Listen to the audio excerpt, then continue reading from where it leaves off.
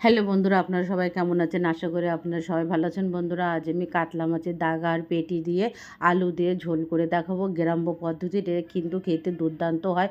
তোমরা অবশ্যই একবার ট্রাই করে দেখো।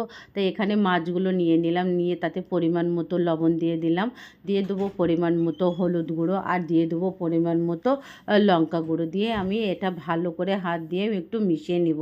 কেন এটা হাত দিয়ে মিশিয়ে নিলে যে মশলাটা ওর ভিতরেও মানে ভালোভাবে মিশে যায়, আর পরে যেয়ে কিন্তু মাছটাও খেতেও খুব ভালো লাগে। এবার আমি এটা মাখিয়ে একটা সাইডে রেখে দেবো। তোমরা চাইলে লেবুর রস ইউজ করতে পারো, কিন্তু আমি যখন মাছ ধুয়েছিলাম তখন আমি লেবুর রস দিয়ে ধুয়েছিলাম বলে আমি আর লেবুর রসটা দিচ্ছি না। এবারে মাখিয়ে আমি 10 মিনিটের জন্য রেখে দিয়ে দিলাম। আর এবার আমি একটা আলু কেটে দেখাবো। এটা আমি আলু দিয়ে রান্না করবো, তোমরা চাইলে এভাবেও করতে পারো। আমি এখানে দুটো আলু নিয়েছি। এবার আলুটা একটা মানে ছেলা সাইজে ছিলে নিচ্ছি। দেখুন এইভাবে আলুটা ছিলে নিলাম। দুটো আলু নিয়েছি, তোমরা কম বেশিও করতে পারো তোমাদের হিসাবের মতো। এবার আলু নিয়ে আমি আলুটা ছোট ছোট কিউব করে কেটে নেবো। তোমরা চাইলে লম্বা চৌকো তোমাদের পছন্দের মতো তোমরা কেটে নিতে পারো। এবার আলুগুলো কেটে এবার আমি একটা পাত্রের মধ্যে রেখে ওটা জল দিয়ে রেখে দেবো। কারণ আলু যখন কাটবে তোমরা যদি জলের ভিতরে দিয়ে দাও তাহলে কিন্তু কালো হয় না, আর বাইরে রাখলে আলুটা কিন্তু কালো হয়ে যায়, তখন কিন্তু দেখতে আর ভালো লাগে না। পুরো আলুটা কেটে আমি একটা জলের মধ্যে ভিজিয়ে রেখেছি, তোমরা অবশ্যই জলের মধ্যে ভিজিয়ে রাখবে। এবার আমি একটা কড়াই বসিয়ে দিলাম, তাতে পরিমাণ মতো সর্ষের তেল দিয়ে দেবো। তোমরা চাইলে সাদা তেলে ইউজ করতে পারো। এবার তেলটা গরম হওয়ার জন্য আমি অপেক্ষা করব। দেখুন আমার তেলটাও কিন্তু গরম হয়ে এসেছে। এবার ওর ভিতরে আমি একটু লবণ দিয়ে দিয়েছিলাম, সেটা তখন দেখানো হয়নি। এবার লবণ দিলে কি আলুটা ভাজার সময় মাছগুলো ভাজবো তাতে আর তলায়ও লাগে না, আর যখন ওই দেওয়ার সময় তেলটা আর ছিটকায়। এবার এক এক করে আমি পেটিগুলো এর ভিতরে দিয়ে দিলাম। মাছটা যখন ভাজবে তোমরা কালিয়া বা আলুর সঙ্গে যখন রান্না করবে মাছগুলো একটু কড়া করে ভাজবে, বেশি একটু কড়া করে ভাজলে কি খেতেও ভালো লাগে, আর তোমরা হালকা করে ভাজলে কি তত টেস্টও হয় না। একটু কাতলা মাছ বা যে কোনো মাছ তোমরা যদি একটু কড়া করে ভেজে কালিয়া করো বা কিছুর সঙ্গে যদি রান্না করো তাহলে কিন্তু খেতে দুর্দান্ত টেস্ট হয়। এবারে মাছগুলো আমি এপিঠ ওপিঠ করে লাল লাল করে ভেজে নিয়ে একটা পাত্রে তুলে নিলাম। ওই তেলের ভিতরে যে আমি আলুগুলো কিউব করে কেটে রেখেছিলাম আলুগুলো এবারে ওর ভিতর দিয়ে আমি একটু লাল লাল করে ভেজে নেব। তোমরা চাইলে আলু এভাবেও দিলে হয়, কিন্তু যখন মাছ দিয়ে আলু দিয়ে রান্না করবে অবশ্যই তোমরা আলুটা ভেজে নেবে। এবার দেখুন আলুটা আমি লাল লাল করে একটু ভেজে নিচ্ছি, কিন্তু ভাজলে টেস্টটাই আলাদাই হয়, আলাদাই হয় আর খুব ভালো লাগে। এবার আমার আলুটা ভাজা হয়ে গেছে, আলুগুলো আমি এক এক করে এবার তুলে নেব।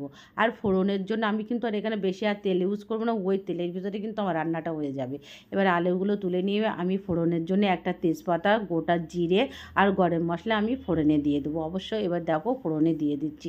তো অবশ্যই তোমরা পুরো ভিডিওটা দেখো, কমেন্ট করে জানিও কেমন হয়েছে, আর সাবস্ক্রাইব করে দিও।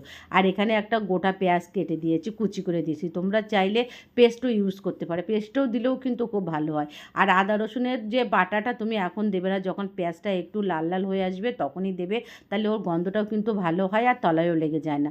আর আমি দুটো কাঁচা লঙ্কা দিয়ে দিলাম। দিবার যে আদা রসুনের পেস্টটা ছিল সেটাও আমি দিয়ে একটু হালকা করে ভেজে নেব।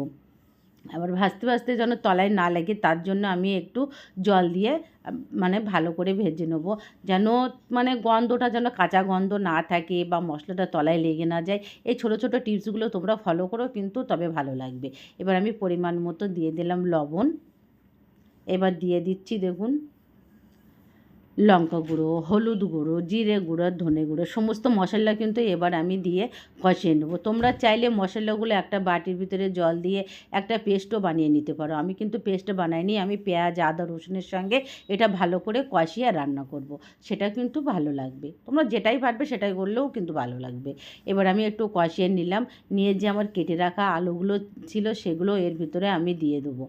কি অবশ্যই তোমরা আছে এতে টমেটো পেস্টও ইউজ করতে পারো। আমি কিন্তু এখানে টমেটো পেস্ট বা টমেটো কুচি কোনোটাই ইউজ করিনি। এবার মশলা থেকে দেখুন আমার তেলও ছেড়ে দিয়েছে। এবার আমি যে আলুগুলো রেখেছিলাম সেগুলো দিয়ে একটু মশলার সাথে আমি ভালো করে কষিয়ে নেব। যত কষাবে তত কিন্তু ভালো লাগবে, কিন্তু আজ গ্যাসটা একটু লো আর একটু মিডিয়ামে রাখবে, হাই রাখবে না। হাই রাখলে কিন্তু তলায় লেগে যেতে পারে। লাগার তো কোনো ভয় থাকে না, কেন মশলাটা তোমার আগে থেকে কষানো হয়ে যায়, কোনো কাঁচা গন্ধও লাগবে না। কিন্তু দেখুন আলুর সঙ্গে মশলাগুলো কি সুন্দরভাবে মিশে গেছে, কালারটাও কত সুন্দর এসেছে, দেখে মনে হচ্ছে জিভে একেবারে জল এসে যায়। এবার আমি এখানে কিন্তু গরম জল ইউজ করেছি। তোমরা ঠান্ডা জল ইউজ করবে না। রান্নায় সবসময় চেষ্টা করবে গরম জল ইউজ করা। এবার জলটা দিয়ে আমি একটু খুন্তির সাহায্যে নাড়িয়ে নিলাম। যত সময় পর্যন্ত ঝোলটা ফুটে না উঠছে তত সময় কিন্তু আমি মাছগুলো দেব না। ঝোলটা ফুটে উঠেছে, এবারে মাছগুলো এক এক করে আমি সব দিয়ে দিলাম। এবার যখন ঝোলটা একটু কমে আসবে তখন উপর থেকে একটু গরম মশলা আর একটু ঘি দিয়ে কিন্তু নামাবে। গরম মশলা আর ঘিটা একসঙ্গে দিলে ওই দুটো মিলে একটা খুব সুন্দর একটা গন্ধ বাড়ায়, আর খেতেও কিন্তু অসাধারণ লাগে। তোমরা চাইলেও ধনেপাতা কুচিও ইউজ করতে পারো। আমি এখানে কিছু ইউজ করিনি, আমি এমনিতেই এইভাবে রান্না করে তোমাদের দেখিয়ে দিলাম। প্লিজ বন্ধু সাবস্ক্রাইব করে দিও আর কমেন্ট করে জানিও কেমন।